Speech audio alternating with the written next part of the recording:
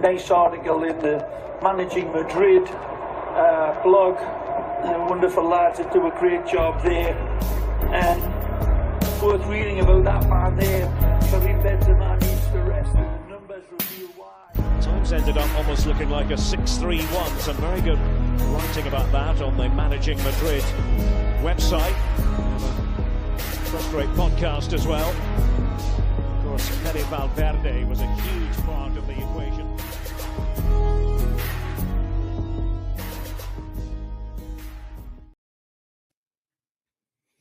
Hey everyone, welcome to another episode of Madrid Mornings here in the Managing Madrid podcast. This is your host, Lucas Navarrete here, reviewing and discussing Real Madrid's win over Athletic Bilbao yesterday in La Liga. Fede Valverde single-handedly keeping Real Madrid's hopes for another La Liga title alive with a very late screamer in injury time. A brilliant goal, one of the best goals Real Madrid have scored this season, if not the best. And it came also after what was a very classic and tale of two halves, right? It was a fairly mediocre performance during the first half, I thought. Definitely not what anyone was expecting after the disappointing match against Arsenal. But then the team picked it up and the second half was like way better. It was, in my opinion, quite possibly the best half Real Madrid have played, at least during this second portion of the season. It was Real Madrid deserved to win just because of that great second half they played. On the other hand, it's true that you could take this with a grain of salt. Bilbao made many rotations for this one. They are in the middle of their own effort of trying to win the Europa League. So it's true that they were not playing with their best team out there. But I thought Real Madrid's effort in the second half was way better than the first half. And again, quite possibly the most encouraging sign towards what's going to be a very crucial week for the team and for the rest of the season, really, because one could argue that Saturday's Copa del Rey final against Barcelona is what could very well define the 2024-2025 season. If Real Madrid managed to win that title, the board could take that as an encouraging sign about the roster, about the coaching staff, about how the team plays under Ancelotti. And if they don't, you could also feel that it's the end of an era here. So it's true that you have the Wednesday's away match in Getafe in the middle before that Copa del Rey final. So it's not like Real Madrid can afford to think ahead of and prepare for that Copa del Rey final just yet, because they will need to beat Getafe away in order to stay afloat and keep competing for the title. Z on chat asks if this is going to be a members-only podcast. It will be a members-only podcast from now on. This is quite possibly the last free episode we upload as for Madrid Mornings. So yeah, a classic tale of two halves, as I mentioned. Some highlighted players I have here in my match notes. First note, I have to go. I honestly thought Ancelotti was going to deploy Endrick in the starting lineup. I was very shocked and surprised not to see Endrick replacing Mbappe in the starting 11. So it was interesting to see Ancelotti kind of changing his formation now in what was like a fairly manageable game against Athletic Bilbao. I thought at least with Valverde, Ernesto Valverde, Athletic coach, making so many rotations. Now Ancelotti decided to change his system and introduce a new midfielder in the system. So kind of shocking to see Ancelotti now changing his mind after being so stubborn in recent weeks by starting all four attackers. So you have to be somewhat encouraged about the fact that the team managed to play way better in the second half and ultimately found a way to score the 3 points. Unfortunately, Barcelona also beat Celta de Vigo in what was a very close and tight contest against them on Saturday. Unfortunately, Barcelona pulled off those 3 points, even though Celta managed to lead the game 1-3 at one point in the second half. So Real Madrid will need to keep working if they want to at least keep their chances of winning the title alive. My main note is that I thought Camavinga was pretty good as a left back. I'm not entirely sure how that is going, whether or not that's going to be sustainable or not in terms of him playing as a left back or on a consistent basis. I still think that he probably doesn't want to be a left back in the future, but on the other hand, he's delivering some pretty good performances there. So it'll be tricky for the upcoming coach for next season in order to find the best spot for Camavinga. I feel like, as I discussed with Kiyan on the mailbag on Friday, that it would be easier for Camavinga to be a left back and to enjoy that kind of freedom offensively if you implement a 5 at the back system, which is what Alonso might do if he ends up becoming the coach. Ceballos was pretty invisible, pretty mediocre. He's obviously still trying to improve his form and conditioning. His main target and his main goal right now should be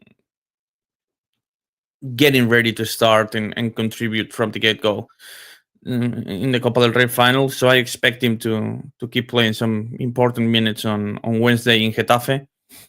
Mainly also because Real Madrid will need him against Getafe. Getafe will definitely play with a very low block, as they always do, trying to take advantage of set pieces and counter-attacking opportunities. So Ceballos will definitely be needed in order to have some kind of playmaking threat in the midfield. If not, it's going to be very dangerous very difficult for Real Madrid to break Getafe's low block. I thought Bellingham was also not as effective as he's been in other spots so far this season. It was strange because he kind of made his return to his natural position, or to the position we all think is the best for him, at the tip of the diamond formation, and he ended up missing some important chances that Real Madrid could have capitalized in order to have a more manageable and easy game. So it was kind of unfortunate seeing Bellingham not proving that this is the best spot for him, because I think Real Madrid and Bellingham both would benefit from Bellingham playing more consistently as a free roamer behind the strikers on offense. So it was kind of a missed opportunity in that regard, but I still think and I still feel that this is Bellingham's best spot. Rodrigo pretty invisible as well. I don't know what else do we need to see in order to maybe get some other guys like Arda or Hendrik a chance to start in his spot, but I don't know if that will happen in Getafe. But Rodrigo is still, to me, the weakest link on Real Madrid's offense. He's didn't have, obviously every single man, every single player I'm mentioning improved a lot in the second half. Rodrigo benefited from moving to the center a little bit more in the second half, instead of being so fixed on the right side as he was in the first half. But I still feel that Rodrigo needs to improve a lot in order to keep starting. But Ancelotti seems very convinced that he's an undroppable player. So I'll be very curious to see, and interested to see if Rodrigo starts on Saturday against Barca, because on one hand, I think Real Madrid could benefit from introducing another midfielder against Barca, which would mean Tchouameni, Camavinga, and Valverde in the midfield with Bellingham, Vinicius, and Mbappe up front. That would be my go-to lineup. But Ancelotti hasn't deployed that formation for quite a while, so I don't know what will happen. Maybe we will get some hints on Wednesday when Real Madrid face Getafe. Tchouameni, I have to give credit where credit is due. Tchouameni, I've been very critical of Tchouameni earlier in the season. For whatever reason, the whistles he got at the Bernabeu from the Bernabeu faithful definitely turned things around for him. He's been actually one of the brightest spots for Real Madrid in recent weeks. Real Madrid's recent weeks have been very poor in terms of results and performances, but Tchouameni has been pretty consistent and pretty reliable during those games. So when he performed at a very bad level, I said it and I was critical of him. And now that he's turned things around and he's improved quite a lot, I have to admit and say and give credit where credit is due, because he deserves it. He has improved a lot. His effort, his physicality, his IQ, his positional awareness, he's improved all those aspects since it's very curious because it happened since he got whistled. So I don't know if it was kind of a wake up call for him, but he's been pretty good, and right now he's undroppable to me as well. So credit to Tchouameni for turning things around, and hopefully he keeps it up, because Real Madrid have been needing him and his presence in the midfield for in all those recent games. I think they will need him in the future as well. We got to talk about Vinicius. It's one of the main talking points in the Spanish press right now. On one hand, he was quite possibly my man of the match for Real Madrid, other than Valverde, maybe because of that goal, obviously. And on the other, he kind of was the protagonist of one moment that I wasn't very fond of, really, which is he scored the goal. He refused to celebrate it. He was kind of, I don't know, making some kind of point towards the Bernabeu crowd. Obviously, that goal ended up not being allowed because of an questionable offside call, but whatever. But yeah, Vinicius' gesture I didn't love. I don't know why he decided to be like angry at the fans when, I think this is now the time for the fans and the team to rally together, and I also feel like the fans were patient in the sense that they didn't whistle the team in the first place. There was some kind of expectation that the fans were going to whistle and to boo the players when they started warming up, and because they were going to be angry and frustrated about the Arsenal game. The fans were pretty good last night, I thought. The only player who got whistled was actually Mbappe when the cameras were on him during the first half. He was, his face appeared in the Bernabeu scoreboard, and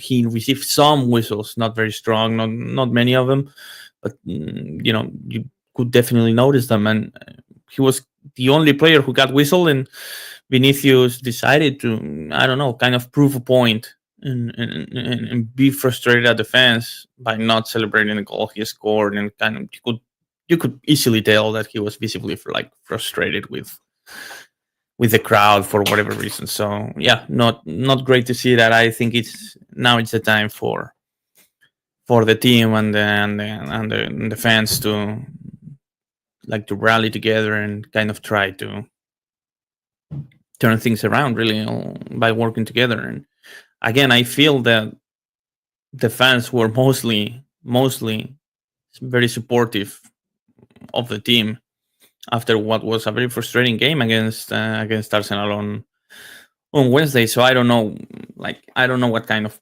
point Vinicius was trying to prove. I know that he has been the focal point of some polls published on the Spanish press. Like one poll published on Marca said that I think he was like the 5th or 6th player with the most votes when asked about the question, when the fans were asked about the question, which player should leave the club. I think Vinicius was the 6th in that voting poll, but I don't pay that much attention to that stuff. Really, you don't know how to filter those polls. You don't know what kind of fans were asked. You don't know, even if only Real Madrid fans were asked about the matter. So I don't think Vinicius should be paying. I think this might actually be the reason why he was frustrated with the fans, and I think Vinicius should be paying that kind of attention to this stuff. And the fans have been great with him and with the team. You could even argue that the team actually deserved some whistles after the Arsenal game, and ultimately they didn't go for that route. So again, I'm not entirely sure what Vinicius decided to be frustrated with the fans. Again, we got Getafe on Wednesday. Pretty problematic game to have ahead of Saturday's Copa del Rey final. Getafe always play with a lot of intensity, with physicality. Even on one hand, it's good that they have kind of already secured their presence in next year's La Liga. They were in danger of getting relegated earlier in the season, but they have put together some incredible results here in the second half of the year. And it's true that they have not clinched that presence just yet, but they have their place is pretty much secure. So they might play it like a bit safer in that regard and not play with the same kind of urgency and physicality that they always do. So, but Getafe away is always a nightmare. I could easily see Real Madrid having a lot of trouble against Getafe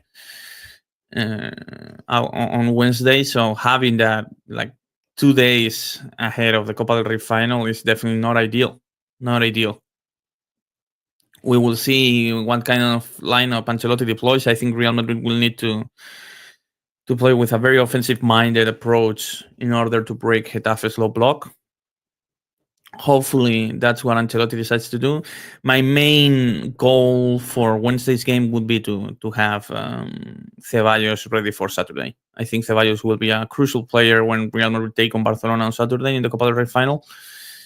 And he still needs to get more minutes in order to improve his form, his conditioning, and also his confidence. I feel he's not still impacting the game the way he was before suffering that kind of injury, which definitely makes a lot of sense. He was spent like more than a month on the sidelines, and he just now needs time to get back to his usual his former self. So Real Madrid will need him against Barca, and my main goal on Wednesday will be to get Ceballos ready for Saturday, because I still think that the race for the title is pretty much over for Real Madrid. Barcelona, I feel like this is their year.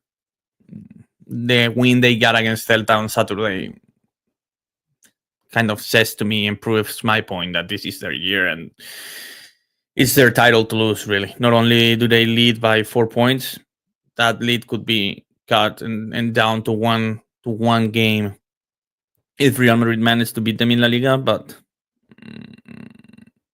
I feel like Barcelona are playing with a lot of consistency, and it's hard for me to envision them dropping points given their schedule they have left. So I feel like Real Madrid need a confidence boost on Wednesday. Players like Ceballos need it. The whole team needs it because, last night's goal was great. But at the end of the day, you were like 4 or 5 minutes away from dropping points. So Real Madrid need a convincing win, one win that proves that this team is ready to face Barca on Saturday. And hopefully that's what happens on Wednesday. But again, it's pretty much a nightmare because Getafe are always very, very problematic and at their own home. So see you guys on Thursday. I'll record another Madrid Mornings episode on Thursday. If you like this segment, I encourage you to become a Patreon member, a YouTube member. because this is the last free episode of Madrid Mornings we upload for everyone. If you want to keep supporting the show and this segment in particular, we would thank a lot if you would become member or Patreons. See you guys on Thursday. Hopefully Real Madrid keep performing at a high level the way they perform during the second half on Sunday, because they will need to improve if they want to beat Barca on Saturday. If we beat Barca on Saturday, I don't know what will happen. Depends a lot on the way we win, and nobody knows what's going to happen with Ancelotti's future. So this is a crucial week for Real Madrid season. Stay tuned to Managing Madrid to get all the coverage, and see you guys on Thursday.